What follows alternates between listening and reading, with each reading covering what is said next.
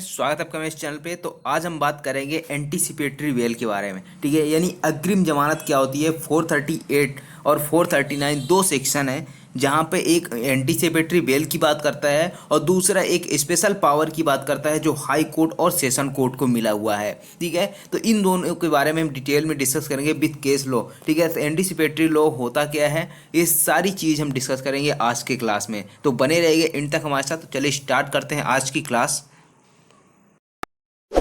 इस वीडियो को लाइक करें, हमारे चैनल को सब्सक्राइब कर बेल आइकन जरूर प्रेस करें हमारी न्यू वीडियो सबसे पहले देखने के लिए। अब यहाँ पर एंटीसिपेटरी बेल पढ़ने से पहले आपसे दो क्वेश्चन है जिसका आंसर आप कमेंट बॉक्स में कमेंट करना है। तो क्या जो एंटीसिपेटरी बेल होती है यानी अग्रिम जमानत होती है, उसके लिए किसी भी अपराध में यहाँ पे आवेदन किया जा सकता है क्या अग्रिम जमानत के लिए यानी एंटीसिपेटरी बेल के लिए।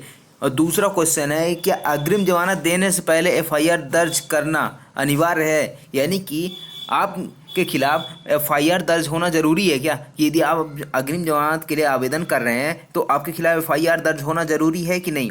ये आपको कमेंट बॉक्स में कमेंट करना है। इसका आंसर हम लास्ट में देखेंगे, केस लॉ के माध्यम से पूरा देखेंगे। और साथ ही साथ एक क्वेश्चन और आप नोट कर लीजिए कि क्या अवयस्क व्यक्ति यानी कि जो माइनर व्यक्ति है, क्या उसके लिए अग्रिम जमानत का एप्लीकेशन लगाया जा सकता है। ये तीन क्वेश्चन है, ठीक है ना। तो आपको इसको कंसीडर करते हुए आंसर लिखना है कमेंट बॉक्स में। यदि आपसे बनता है, ये नहीं बनता है, हम आगे डिस्कस करेंगे। अब यहाँ पे एंटीसिपेटरी बेल का मतलब क्या होता है। ठीक है, तो सबसे पहले आप देखेंगे तो जो बेल होते हैं ना, कई प्रकार के होते हैं। पहला आपका आता है कि जो डिफ़ॉल्ट बेल एक प्रकार से, यानी कि आप देखेंगे धारा 167 यानी कि 167, जहाँ पर बताया गया है कि यदि 60 दिन या 90 दिन, यही कि 10 वर्ष से अधिक के कारावास दंडनीय अपराध है तो वहाँ पे 90 दिन का टाइम दिया हुआ है, और 10 वर्ष से कम का अपराध है तो वहाँ पे 60 दिन का टाइम दिया हो। तो वहाँ पे 60 दिन और 90 दिन के अंतर्गत यहाँ पे अगर चार्जशीट पेश नहीं होती है तो वहाँ पे आपका राइट बन जाता है कि आपको डिफ़ॉल्ट बेल मिलनी चाहिए, यानी कि आपको बेल राइट बन जाता है जमानत लेने का। ठीक है, ये हो गया। दूसरा आता है आपका कि रेगुलर बेल। रेगुलर बेल कहाँ पे होता है आपका, एक तो 437 में आता है आपका, और दूसरा आता है 439 में, यानी कि स्पेशल पावर जिसको आज हम पढ़ने वाले हैं। 437 इसको हम पढ़ चुके हैं इस प्रीवियस क्लास में। ठीक है, तो दो प्रकार के बेल हो गए, एक कौन सा डिफ़ॉल्ट बेल, दूसरा होता है आपका रेगुलर बेल, तीसरा आता है आपका एंटीसिपेटरी बेल जिसको आज हम पढ़ने वाले हैं। एंटीसिपेटरी बेल का मतलब क्या होता है कि यदि आपको किसी भी जो अपराध है, यानी कि किसी गंभीर अपराध, अजमानती अपराध, ठीक है ना, यहाँ पे नॉन बेलेबल ऑफेंस में यदि आपको आशंका है कि आपको उस अपराध में गिरफ्तार किया जा सकता है, तो आप क्या कर सकते हैं, एक आवेदन दे सकते हैं 438 के माध्यम से। ठीक है ना, 438 में कि आपको क्या किया जा सकता है, हो सकता है आपको गिरफ्तार कर लिया जाए इस अपराध में, तो मुझे क्या कर दिया जाए, एक एंटीसिपेटरी बेल दे दिया जाए। तो एंटीसिपेटरी बेल का मतलब क्या होता है कि आपको गिरफ्तार नहीं किया जाएगा। अब जो एंटीसिपेटरी बेल होता है ये कब तक के लिए लागू रहता है। ठीक है, तो यहाँ पे यदि आपको गिरफ्तार कर लिया गया है तो आपको एंटीसिपेटरी बेल लगाने का कोई राइट नहीं है। ठीक है, तो गिरफ्तारी से पहले की यहाँ पे बात की जा रही है, तो वो एंटीसिपेटरी बेल यानी कि एंटीसिपेशन का मतलब क्या होता है, प्रत्याशंका, यानी कि आपको उस चीज़ का एप्रीहेंशन है, ये आशंका है कि क्या किया जा सकता है, आपको उस अपराध में गिरफ्तार किया जा सकता है। ठीक है, तो आप क्या कर सकते हैं, एंटीसिपेटरी बेल के लिए अप्लाई कर सकते हैं।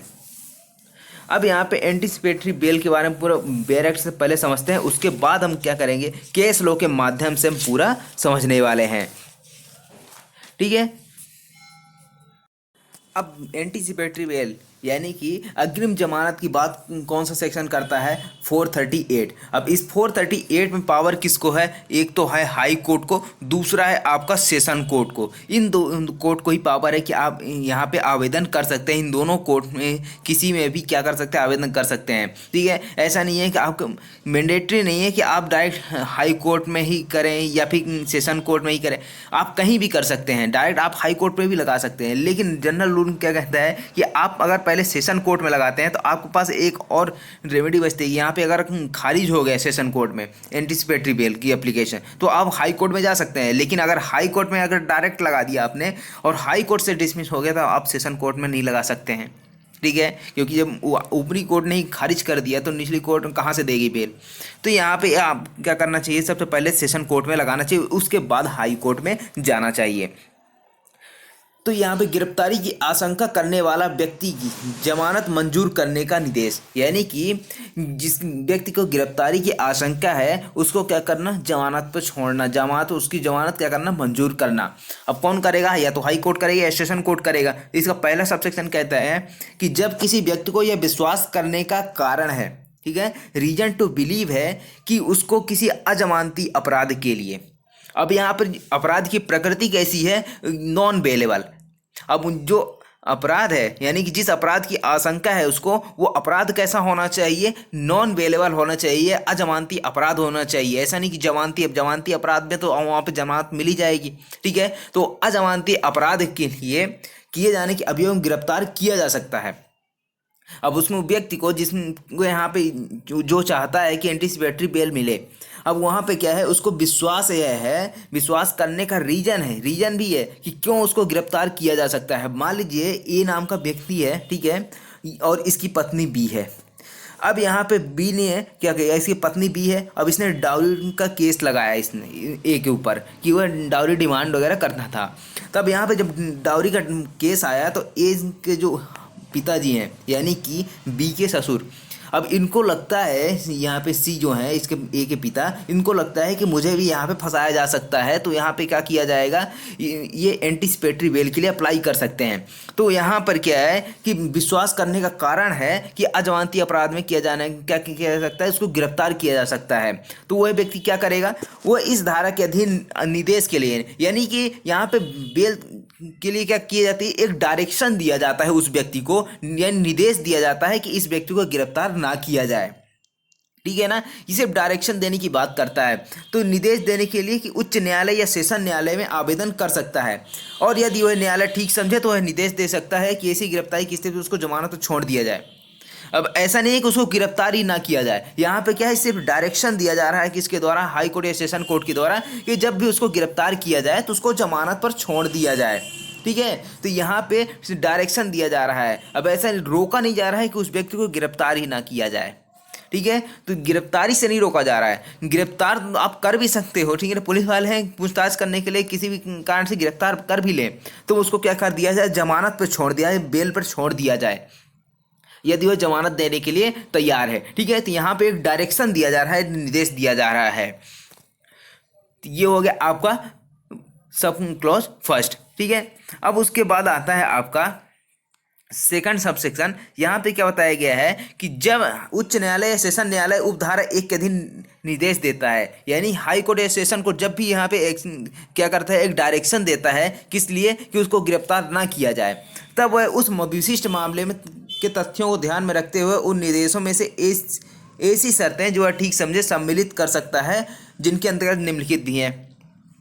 अब यानी कि वो डायरेक्शन तो दे रहा है, जो हाई कोर्ट है या सेशन कोर्ट, वो डायरेक्शन तो दे दिया कि इसको गिरफ्तार ना किया जाए, गिरफ्तार किया भी जाए तो उसको क्या किया जाए, जमानत पर छोड़ दिया जाए। तो जब वो डायरेक्शन दे रहा है ना, तो उस डायरेक्शन के साथ कुछ कंडीशंस भी जोड़ सकता है। अब कंडीशन क्या क्या हो सकती है, पहला यहाँ पे बताया गया है कि यह शर्त कि वह व्यक्ति पुलिस अधिकारी द्वारा पूछे जाने वाले प्रश्नों का उत्तर देने के लिए जैसे भी और जब अपेक्षित हो उपलब्ध होगा।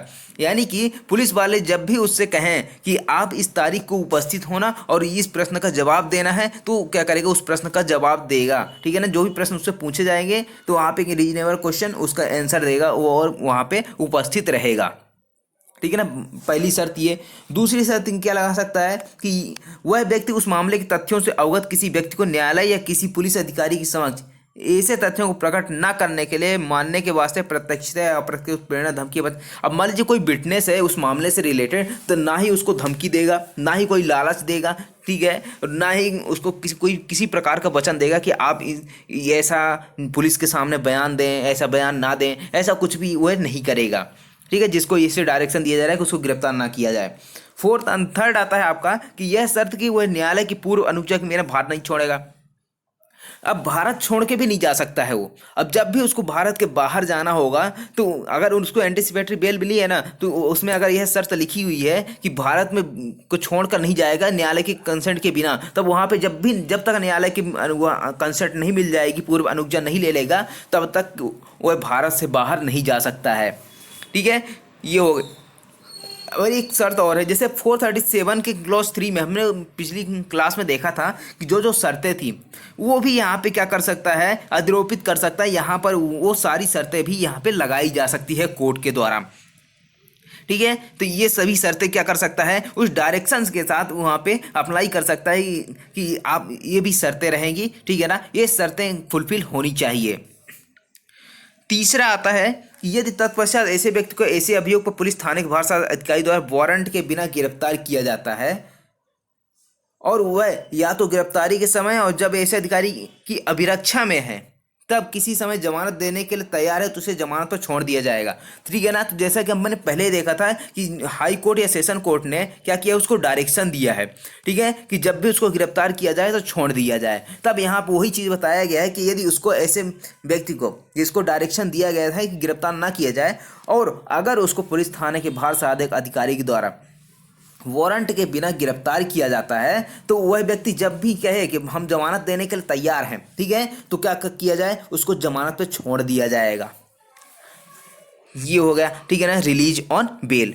तथा यदि ऐसे अपराध का संज्ञान करने वाला मजिस्ट्रेट यह विनिश्चय करता है कि उसके विरुद्ध प्रथम बार वारंट जारी किया जाना चाहिए, यानी कि जो मजिस्ट्रेट संज्ञान ले रहा है, जो कॉग्निजेंस ले रहा है उस अपराध का, उस ऑफेंस का, तो वो चाहता है कि इसके विरुद्ध जो व्यक्ति है उसके विरुद्ध क्या किया जाए, एक बार वारंट जारी किया जाए। तो वहाँ पे क्या करेगा, सिर्फ बेलेबल वारंट जारी कर सकता है।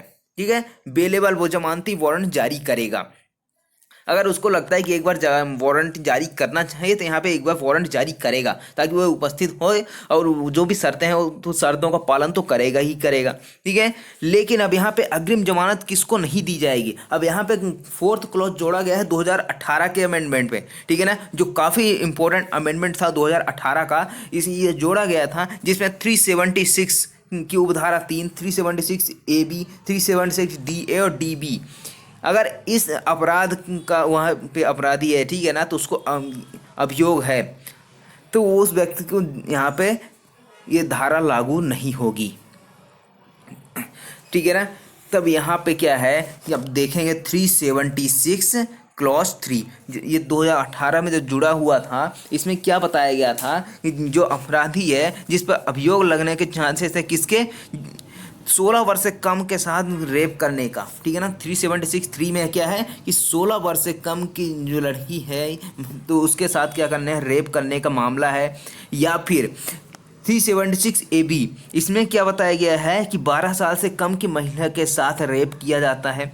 या फिर DA, जहाँ पे बताया गया है कि 16 साल से कम कि महिला के साथ सामूहिक बलात्कार किया जाता है। या फिर DB, जहाँ पे बताया गया है कि 12 साल से कम के साथ गैंग रेप किया जाता है, यानी कि सामूहिक बलात्कार किया जाता है। तब ऐसे मामले में एंटीसिपेटरी बेल नहीं दी जाएगी, यह धारा लागू नहीं होगी, ऐसा बताया गया 2018 के अमेंडमेंट के माध्यम से। ठीक है ना, क्लॉज 4 में।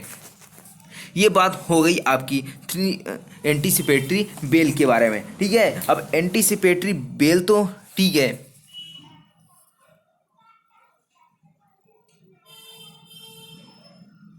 अब यहाँ पर एक चीज़ और कि यहाँ पे उपधारा 1 के स्थान पर इसको प्रतिस्थापित किया गया है, बाकी हर चीज़ वही है। ठीक है ना, लेकिन कुछ कंडीशंस और लगा दी है कि जब भी ये अग्रिम जमानत दी जाएगी ना, तो उसमें क्या किया जाएगा, अभियोग की प्रकृति और गंभीरता को भी देखा जाएगा। ठीक है, आवेदक देखा जाएगा वो पूर्व में दोषी किया गया था किसी संज्ञेय अपराध के लिए या फिर नहीं। न्याय से भागने की आवेदक की संभावना, यानी कि भाग तो नहीं जाएगा न्याय से कि जस्टिस ना हो पाए जिसके कारण।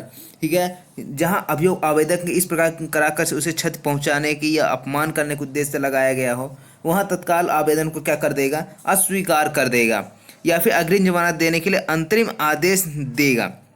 अंतरिम आदेश का मतलब कि वो स्थापित करे कि भैया आपको अंतरिम आदेश क्यों दे। मान लीजिए वो डिफेंस नहीं कर पा रहा है अब कि अग्रिम जमानत क्यों दिया जाए, तो उसके लिए कुछ अंतरिम आदेश दिया जाता है कि आप यहाँ पे एक काम करिएगा कि आपको कुछ समय दिया जा रहा है जिसमें आप क्या करें कि अग्रिम जमानत क्यों आपको दिया जाए, क्यों अस्वीकार ना किया जाए, ये सारी चीज़ें यहाँ पे बताने के लिए। ठीक है, ये सारी चीज़ें हैं, आप यहाँ पे पढ़ सकते हैं। अब यहाँ पे कुछ इसके केस लॉ देखते हैं। केस लॉ काफ़ी इंपॉर्टेंट केस लॉ थे। सेक्शन 438 के अपवाद भी कुछ हैं, हालांकि इसको हम पहले पढ़ चुके हैं अभी। ठीक है, एक बार फिर से आप देख लीजिए कि 2018 के अमेंडमेंट में जो क्लॉज 4 जोड़ा गया था उसमें कुछ बताया गया है कि 16 साल या 12 साल से कम उम्र की महिला के साथ बलात्कार किया गया है, या फिर 16 या 12 साल से कम उम्र की महिला के साथ सामूहिक बलात्कार या गैंग रेप किया गया है, तो इसमें क्या है कि 438 लागू नहीं होता है। और साथ ही साथ एक और है आपका SC/ST एक्ट। ठीक है, धारा 3 के तहत किए गए सभी कार्य अधिनियम की धारा 18 के तहत अग्रिम जमानत का पात्र नहीं होगा, ये आपको ध्यान रखना है। ठीक है, ये कुछ अपवाद बताए गए हैं। अब यहाँ पे 438 में अग्रिम जमानत के बारे में बस एक बात और याद रखिएगा कि जैसे किसी व्यक्ति को गिरफ्तार किया जाता है ना, उसका क्या होता है वायलेंट आर्टिकल 21, यानी कि जो कॉन्स्टिट्यूशन है हमारा उसके तहत उसकी पर्सनल लाइफ एंड लिबर्टी को उल्लंघन करता है। ठीक है, वायलेट करता है। इसीलिए क्या किया जाता है कि आर्टिकल 21 वायलेट ना हो, इसीलिए 438 के तहत पहले ही क्या कर दिया जाता है, अग्रिम जमानत दे दी जाती है।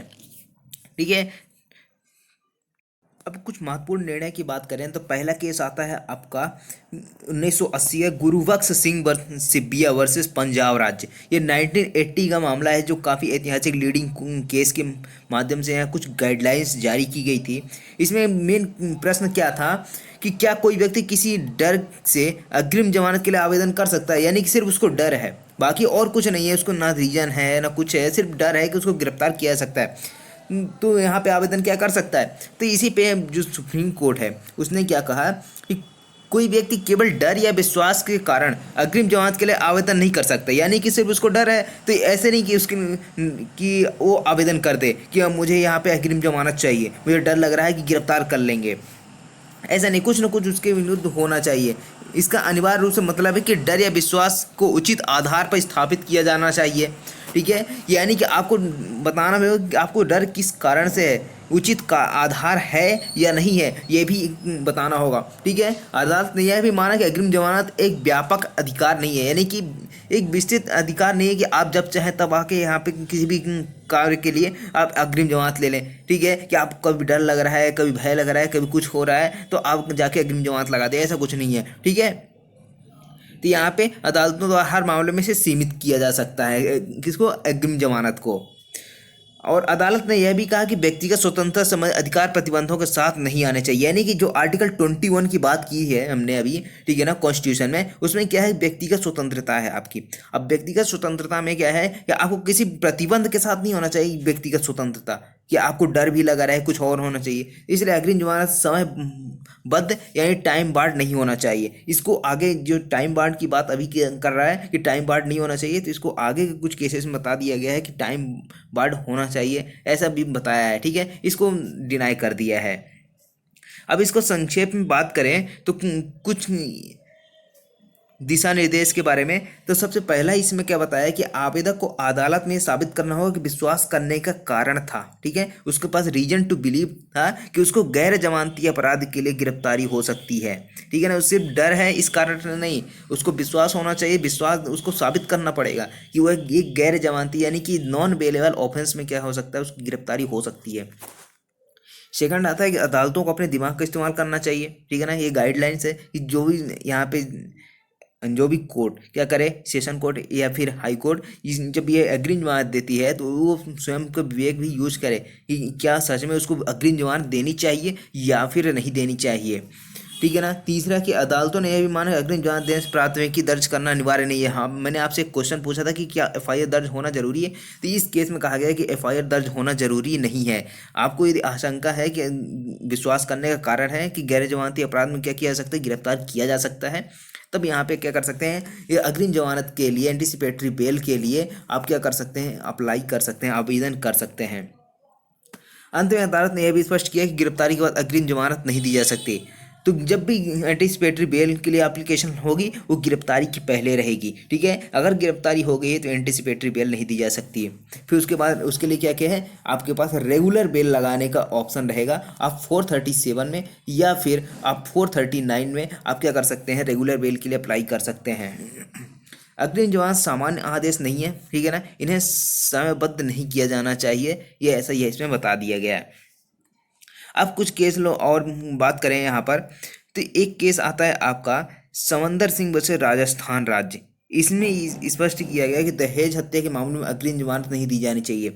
यानी कि जो दहेज हत्या का मामला आता है, ठीक है, 304B आप देखेंगे आईपीसी का, वो डाउरी डेथ से रिलेटेड है। तो वहाँ पे क्या है कि अगर उससे संबंधित अपराध है तो यहाँ पर क्या नहीं होना चाहिए, यहाँ पर अग्रिम जमानत नहीं दी जानी चाहिए, ऐसा सुप्रीम कोर्ट का कहना है।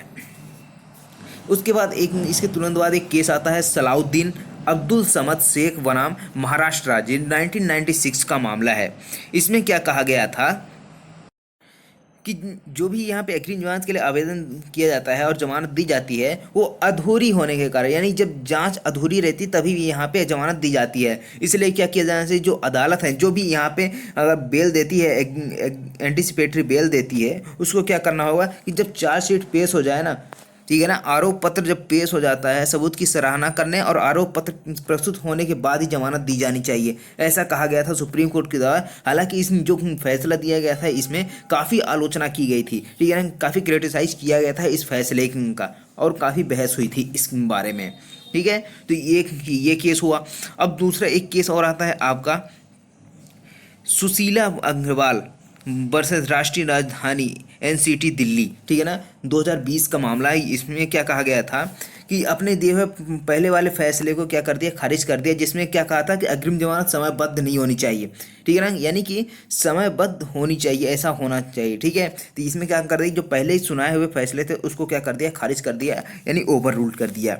अब यहाँ पे क्या माना कि यह माना कि अग्रिम जमानत यानी एंटीसिपेटरी बेल जो है परीक्षण यानी कि ट्रायल के अंत तक जारी रह सकती है। यानी कि अगर एक बार एंटीसिपेटरी बेल किसी को मिल गया ना, तो वो क्या है, जब तक उसका ट्रायल कंप्लीट नहीं हो जाता, जब तक जजमेंट नहीं आया तब तक के लिए वो क्या है, उस एग्रिम जमानत यानी एंटीसिपेटरी बेल जो है तब तक ये लागू की जा सकती है।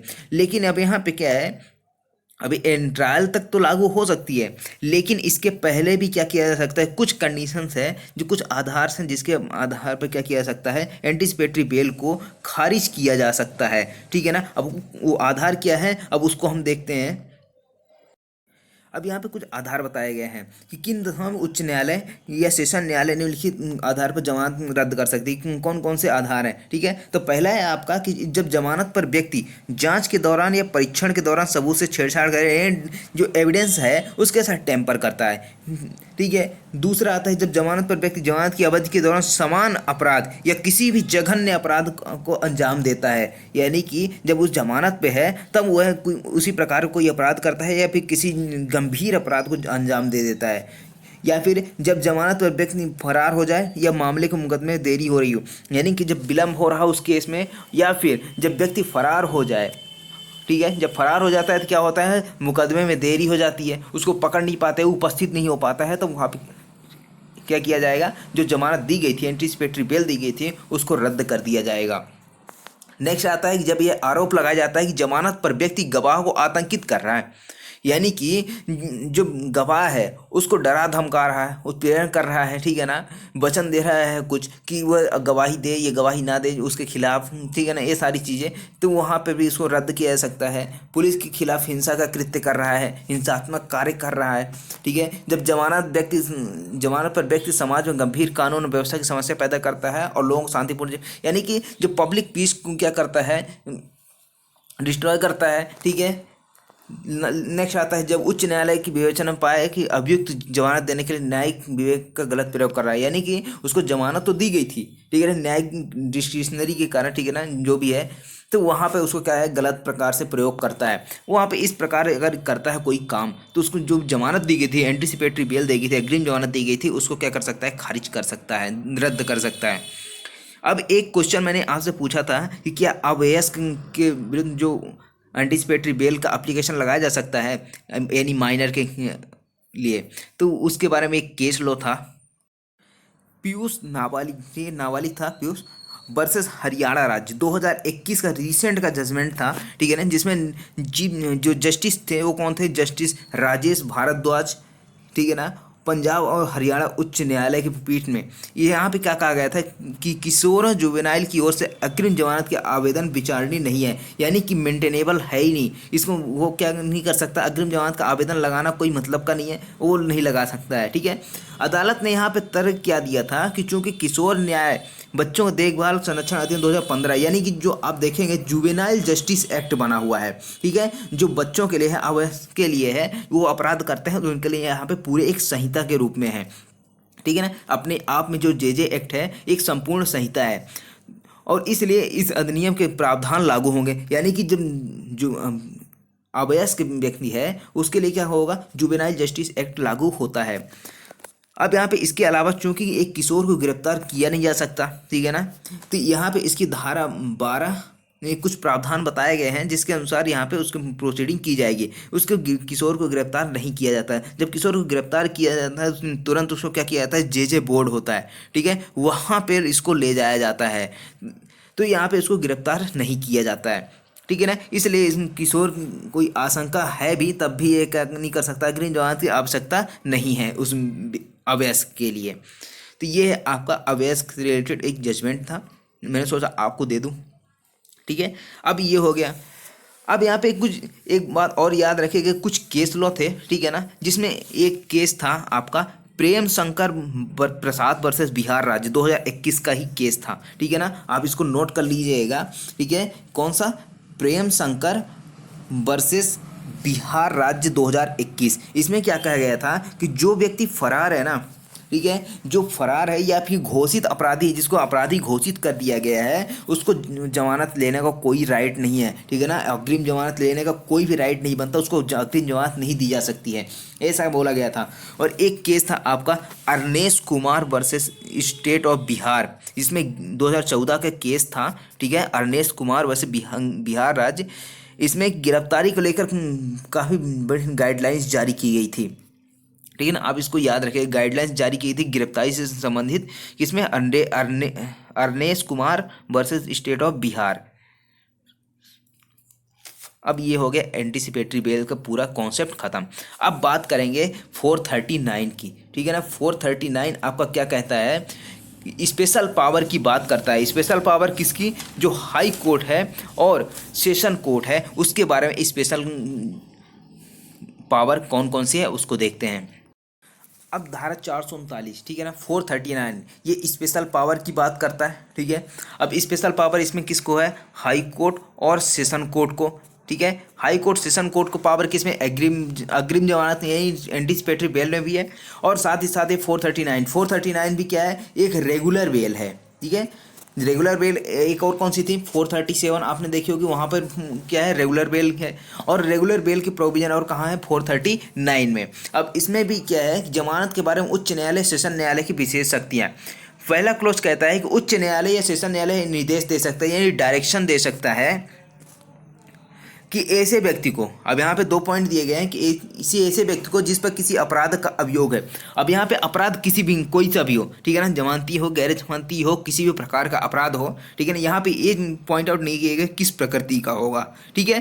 तो ये किसी भी प्रकृति का अपराध हो सकता है और उस अपराध का अभियोग उस व्यक्ति पे है, और जो अभिरक्षा में है, यानी कि 438 में तो आप देख रहे थे कि उसमें क्या है, अभिरक्षा में नहीं है, यानी उसको गिरफ्तारी नहीं की गई, लेकिन 439 के तहत उसकी गिरफ्तारी हो चुकी हो, ठीक है, और वो क्या है, अभिरक्षा में हो, तो जमानत पर छोड़ दिया जाए, ऐसा डायरेक्शन दिया जा सकता है, ठीक है। और यदि अपराध 437 को धारा 3 के निर्दिष्ट प्रकार का है तो कोई ऐसी शर्त जिस जो वर्णित योजना की आवश्यकता में उद्रूपित कर सकता है, यानी कि अगर उसमें अभिरक्षा में है, ठीक है, और उस पर किसी अपराध का अभियोग है तो उसको हाई कोर्ट या सेशन कोर्ट क्या कर सकता है, उसको छोड़ सकता है, ठीक है।